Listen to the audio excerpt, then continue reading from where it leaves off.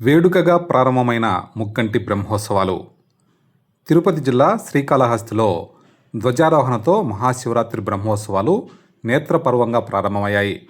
స్వామి అమ్మవార్లకు ప్రత్యేక పూజలు నిర్వహించారు. అలంకార మండపంలో స్వామి అమ్మవార్ల ఉత్సవ విగ్రహాలకు హారతి సమర్పించి ఊరేగింపు ప్రారంభించారు.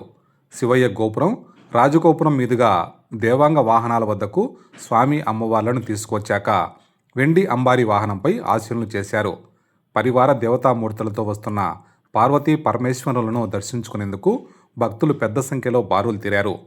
అంబారీ సేవ తర్వాత దర్భా, మామిడాకులు, ధవల పతాకాన్ని చతుర్మాడ వీధుల్లో కొలువైన నవసంధి వినాయకాలయాల వద్దకు పండితులు తీసుకువచ్చి పూజలు చేశారు. అనంతరం దర్భను ఆలయంలోకి చేర్చారు. స్వామివారి సన్నిధి ఎదురుగా ఉన్న స్వర్ణతాపడ ధ్వజస్తంభం వద్ద స్వామి అమ్మవార్ల ఉత్సవమూర్తులను, పరివార దేవతలను కొలువు తీర్చారు. ధ్వజస్తంభానికి దర్భధారణ చేశారు. అనంతరం భక్తులు సమర్పించిన కొడి చీరలు, ధవల పతాకం, మామిడి ఆకులు ధ్వజస్తంభానికి ఎగురవేసి దేవతలకు ఆహ్వానం పలికారు. అనంతరం స్వామి అమ్మవార్లను వెండి అంబారీపై అధిష్ఠించి పురవీధుల్లో ఊరేగించారు. మూషిక వాహనంపై వినాయక స్వామి, చెప్పరాలపై శ్రీవల్లి దేవసేన సమేత సుబ్రహ్మణ్య స్వామి, చండికేశ్వరుడు, భక్త కన్నప్ప స్వామి అమ్మవార్లను అనుసరించారు. ఇక ఇందులో భాగంగా 15న మహాశివరాత్రి, 16న రథోత్సవం, రాత్రి తెప్పోత్సవం, అలాగే 17వ తేదీన అర్ధరాత్రి శివపార్వతుల కళ్యాణం జరగనున్నాయి. ఇక ఈ నెల 19న గిరి ప్రదక్షిణ, 21న పల్లకీ సేవలు నిర్వహించనున్నారు. పుష్పాలంకరణ, విద్యుత్ దీపాలంకరణలు ఆలయంలో భక్తులను ఎంతగానో ఆకట్టుకుంటున్నాయి. భక్తుల కోసం చలవి పందులు ఏర్పాటు చేశారు అధికారులు. ఈ కార్యక్రమాల్లో ఆలయ చైర్మన్ సాయి ప్రసాద్, ధర్మకర్తల మండలి సభ్యులు, ఈవో బాపిరెడ్డి, ఆలయ అధికారులు, భక్తులు పెద్ద సంఖ్యలో పాల్గొన్నారు.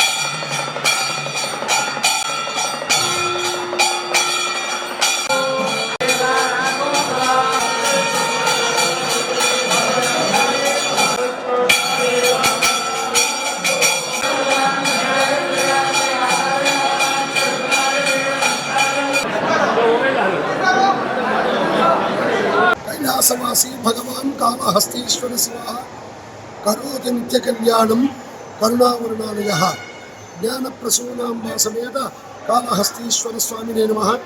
श्री ज्ञानप्रसूनांबा समेत कालहस्तीश्वर स्वामी वाరి యొక్క క్షేత్రమందు మహాశివరాత్రి బ్రహ్మోత్సవములు అంగరంగ వైభవపేతంగా నిర్వహించబడుతున్నాయి. నిన్నటి రోజున శ్రీ కన్నప్ప స్వామివారి ధ్వజారోహణ కార్యక్రమం నిర్వహించబడింది. అలాగే ఈరోజు శ్రీ స్వామివారి ధ్వజారోహణ కార్యక్రమం అత్యంత వైభవపేతంగా నిర్వహించబడుతుంది. అలాగే సాయంకాల సమయంలో ప్రదోషకాల సమయంలో యాగశాల పూజలు విశేషంగా కూడా కార్యక్రమాలన్నీ నిర్వహించబడతాయి.